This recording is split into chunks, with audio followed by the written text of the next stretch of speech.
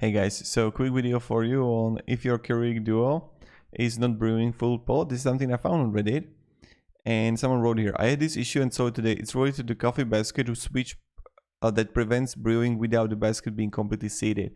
Because it is exposed to the moisture and potential coffee grounds, my switch stopped working consistently. I unplugged the switch from the main board and added a jumper so the machine thinks the basket is always attached. Since doing this, my machine brews full pots. So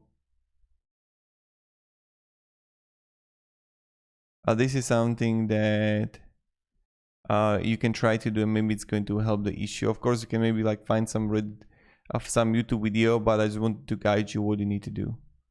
And in the photo posted below is a plug labeled DC doors. As we jumping, the pins will bypass the switch.